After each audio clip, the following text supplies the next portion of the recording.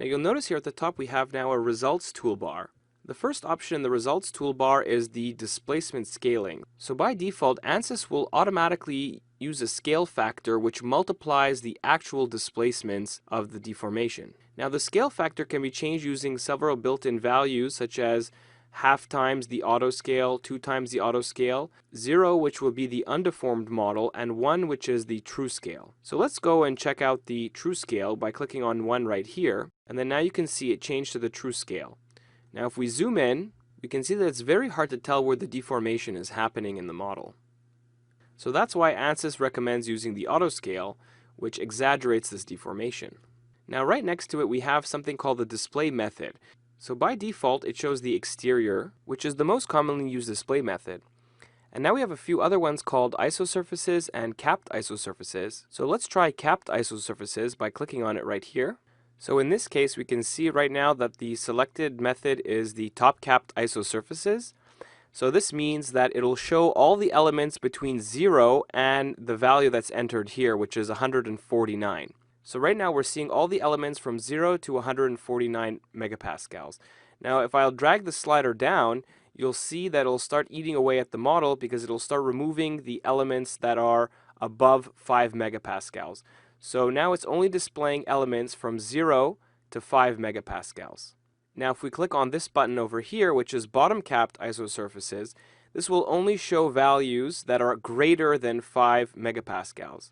So these are the elements that are larger than 5 megapascals, and if we increase the slider here, now we're only displaying elements that are above 30 megapascals. And if you just want an isosurface, you can click on this one right here, and this will display an isosurface at that value. So once again, you can either drag the slider, or you can enter the value manually right here. So let's bring this back to exterior by clicking on this right here. And next we have the contours icon where you can change how the contours are displayed. So by default the contour bands are shown. So this groups ranges of elements and gives them a color. So as you can see here, the color red is from 149 to 167 megapascals. You can change the contour bands to smooth contour bands. So now you can see here it's a bit more smoothed out. And you also have ISO lines. And finally you have solid fill, which won't display any type of contour bands. So let's bring this back to contour bands. Next up you have the edges icon, which controls the display of the undeformed geometry or the mesh. So here we have by default the show elements. So this is showing all the elements.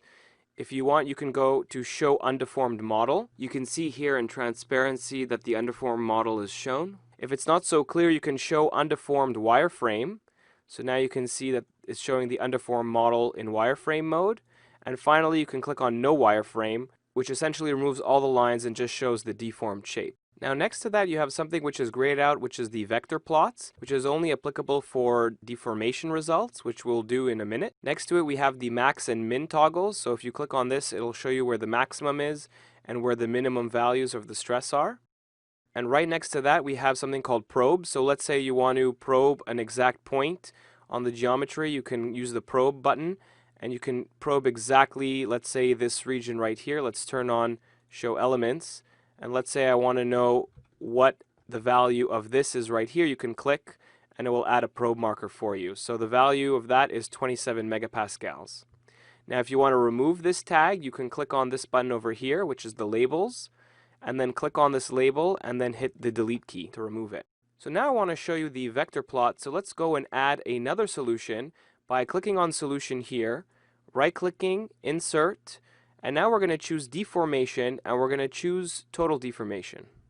Once that's done, the geometries will be all the bodies. So let's go right-click on total deformation and evaluate the results. And there you have it. There's the deformation. So now let's just zoom out a little bit. And now that we have our min-max on, we can see that the maximum deformation is up here at the top, which is 0.01 millimeters.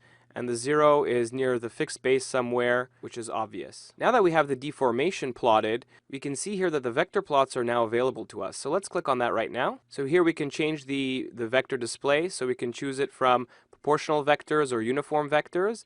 And we have a slider to either enlarge or minimize the length of each vector. We also have toggles for aligned elements or grid aligned elements. So the elements aligned will align each vector with each element, and this one will align it in a grid form. Here you can also change the amount of elements in the grid. And finally here we have either line form or we can have solid vectors. So if we click on this and zoom in, you can see now that the shape of the vectors have changed. So let's uncheck this right now. So that pretty much covers the results toolbar. Now let's say you want to add multiple views. You can click on this icon here and you can choose the number of viewports. So let's say if you want to have 4 viewports, you can click on 4 viewports and you can choose to compare different results in each viewport. So let's say I click on this one over here. I can change this to equivalent stress by clicking on equivalent stress right here. And now in this one here I have total deformation. And you can do the same thing for the other 2 viewports if you have, let's say, 4 different solution results. So let's go back here and put it back to 1 viewport.